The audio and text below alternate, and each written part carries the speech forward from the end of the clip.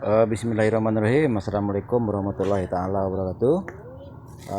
Walau bak mano ragam dunia, nan cinto kasih sayang seratu teraga jadusana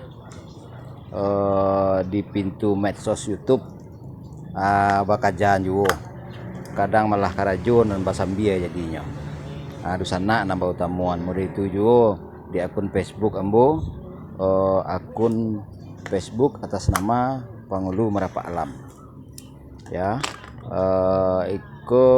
Ini sekilas usaha menerima jahit kebaya dan gaun pengantin, juga menerima pesanan masker instansi pemerintahan,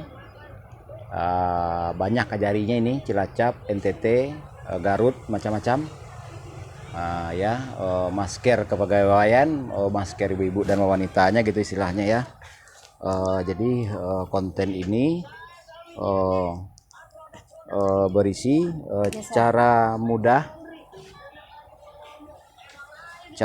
memahami pesambahan kato yang umum ya. Kita mulai.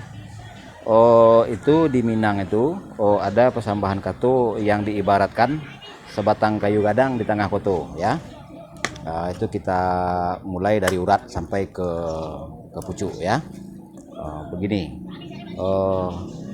kepada nenek mama nan gadang basa batuah hari bijaksano lagi cundukio ya jadi pandai suluh bendang angku jatuh angku bundo kanduang limpapeh rumah nanggadang mudo-mudi pemimpinan dunia. Nah, nenek mama nanggadang basa batuah diibaratkan sebatang kayu gadang di tengah koto, baure limbago matan, babatang sandi andiko, badahan cupak jo gantang, barantiang bari jo balabe, badaun limbun jo adat, babungo patui jo mungkin, babuah kato bana, ayenyo janih, saya nyolandai. Nah, itu kan hafalan ucapan ya. Di saat kita bicara maknawi, disitulah banyak berbenturan. Ada yang marah ditanya, ada yang bilang nggak penting maknawi. Nah, jadi kita mulai dari maknawi dari ure baure limbago matan. Tapi sebelum kita lanjutkan, kita bicara dulu. Itu kan ibarat ya, beribarat batang kayu gadang di tengah koto, atau ada di Sumpah Pangulu itu ada ucapan kateh hindak bapucuk ke bawah indak baure di tengah-tengah digiri kumbang. Itu tetap ibarat, tetapi realitanya itu malah yang ucapan yang ibarat itu ya, yang ibarat itu malah dijadikan sama dia yang ibarat itu yang dimaksud gitu loh, padahal diibaratkan. Nah begitu ya. Jadi logika ilmiahnya begitu, jangan terjebak dengan yang diibaratkan. Ya, tapi yang apa namanya ya, yang dimaksud dengan ibarat gitu loh. Misalnya pensil ibarat pulpen, jangan dipandang, jangan dimaksud pensilnya, tapi pandanglah ke pulpennya. Nah jadi begitu. Jadi kembali lagi ke masalah pohon, yang dibilang tadi kateh hendak bapucuk ke bawah hendak baure di tengah gede-gede kumbang, dan itu tidak ada pohon yang tidak berurat, tidak ada pohon yang tidak berpucuk, juga yang digiriak kumbang tidak semua pohon sanggup kumbang menggiriaknya. Oke, paham? Nah, jadi untuk sangat perlu dipahami, yang ibarat bukanlah yang dimaksud. Nah, ya, itu sama dengan ibarat kita meminta petunjuk. Nah, petunjuk kita sudah diberi sedari ditiupkan ruh. Itu sudah diberi petunjuk.